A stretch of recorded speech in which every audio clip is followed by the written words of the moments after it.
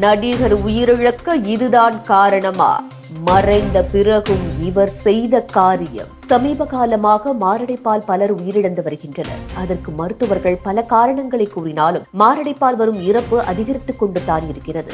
இதில் அதிர்ச்சிகர விஷயமாக சொல்ல வேண்டும் என்றால், மாரடைப்பானது பெரியவர்களுக்கு வந்து அதனால் உயிர் பிரிவது என்ற காலம் போல் 25 வயதுடைய இளைஞர்கள் முதல் 45 மற்றும் அதற்கு மேற்பட்ட வயதுடையவர்களுக்கு அதிகம் வருகிறது என்றே சொல்லலாம். இந்த மாரடைப்பானது குறிப்பாக ஆண்களைத்தான் குறிவைக்கிறது என்றே கூறப்படுகிறது. இதற்கு பல காரணங்கள் கூறப்பட்டாலும் மருத்துவர்களின் அட்வைஸ் இருந்தாலும் நாம் தான் நம் உடல்நிலையை பேணி காக்க வேண்டும். குறிப்பாக உணவு சார்ந்தவைகளிலும் பழக்க வழக்கங்களிலும் பெரும் ஜாக்கிரதையாக இருக்க வேண்டும் என தெரிவிக்கின்றனர். இந்த நிலையில் தமிழ் சினிமாவில் உள்ள நடிகர்கள் சமீப காலமாக மாரடைப்பால் உயிரிழந்து வருவது நம் அனைவரும் அறிந்த ஒன்றே. அந்த வகையில் கடந்த 2 நாட்களுக்கு முன் காமெடி நடிகர் சேஷு கூட மாரடைப்பால் உயிரிழந்தார். இந்த நிலையில் தமிழ் திரைப்படங்களில் மிகவும் பிரபலமாக உள்ள டேனியல் பாலாஜி மாரடைப்பால் உயிரிழந்துள்ளார். அவருக்கு வயது 48. நேற்று இரவு சுமார் 10 மணிக்கு மேல் அவருக்கு மாரடைப்பு ஏற்பட்டுள்ளது. அருகில் இருந்த நண்பர்கள் அவரை தனியார் மருத்துவமனைக்கு அழைத்துச் சென்றனர்.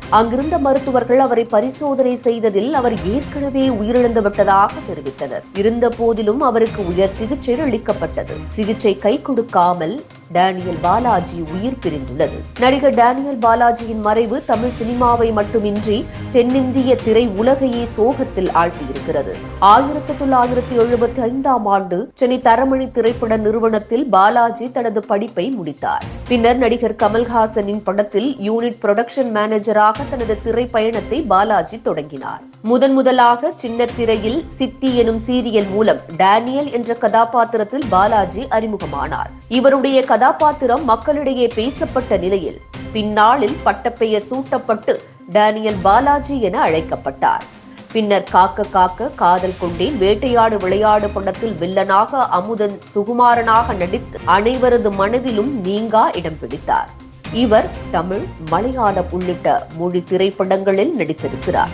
டேனியல் பாலாஜி உயிரிழந்த செய்தி அறிந்து பல சினிமா பிரபலங்களும் தங்களது இரங்கலை தெரிவித்து வருகின்றனர். சிறு வயதில் இருந்தே ஆன்மீகத்தில் நாட்டமில்லை என்றும் அதற்கான வயது வந்த பின்னர்தான் கடவுளை வணங்க தொடங்கிய நிலையில் ஆவடியில் அம்மன் கோயில் கட்டி கும்பாபிஷேகம் நடத்தியதாக டேனியல் பாலாஜி ஒரு பேட்டியில் தெரிவித்திருக்கிறார். கடவுளிடம் மனமுருக வேண்டியதில்லை என்றும், நம்முடைய நண்பனை போல அவரை பார்த்தாலே போதும், நான் கடவுளை அப்படித்தான் பார்ப்பேன் என்றும், சங்கடமான நேரத்தில் சென்று அவர்களிடம் புலம்புவேன், சந்தோஷமான நேரத்தில் எனக்கு சந்தோஷத்தை கொடுத்த உங்களுக்கு நன்றி என சொல்லிவிட்டு வருவேன் என கடவுளிடம் நமக்கு இருக்கும் யதார்த்தத்தை டேனியல் பாலாஜி கூறியிருப்பார். பிகில் படத்தில் நடித்த பாலாஜி விஜயுடன் நல்ல நட்பு ஏற்பட்டதாகவும் தெரிவித்தார். 2011ஆம் ஆண்டு பிரதீப் ராஜ் இயக்கத்தில் கன்னடத்தில் நடிகர் யஷ் நடிப்பில் வெளியான கிருதகா படத்தில் அவருடன் இணைந்து டேனியல் பாலாஜி நடித்திருப்பார். அந்த ஒரு படத்திலேயே யஷுடன் நெருங்கிய நட்பு ஏற்பட்டதாக பெருமை பொங்க தெரிவித்த பாலாஜி,